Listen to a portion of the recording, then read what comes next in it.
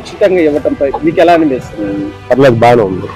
కొద్దిగా పనులు కూడా సాగుతున్నాయి. కొద్దిగా ఏడైనా పని పోయినా లేబర్ కూలిపోయినా కూడా ఏడో చోట ఒక 700, 800, 1000 రూపాయలు సంపాదించుకుంటున్నారు. పర్లేదు, 150 ఖర్చులు పెట్టుకున్నా ఎట్లా కూడా ఫ్యామిలీ గడుస్తుంది అంటే పర్లేదు, కొద్దిగా బాగానే.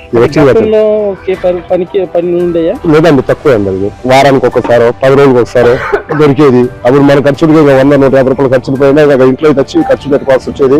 ఇంట్లో కూడా అసలు కలగటానికి కష్టం ఉండేది బాగా. ఇప్పుడు ప్రభుత్వం వచ్చినాక పోయిన నెల నుంచి నెల దాకా కొద్దిగా పర్లా ఇసుక కొద్దిగా వస్తుంది అనుకుంటా. ఒక గంట తిరిగి వచ్చినా కొద్దిగా పనులు సాగుతున్నాయి. అందరూ పనులు మామూలుగా ఇప్పుడు 700, 800, దూరం ఉందనుకో 900కి అలాగా దూరం పట్టి దగ్గర పట్టి ఒక 100 తీటిగా ఇస్తున్నారు.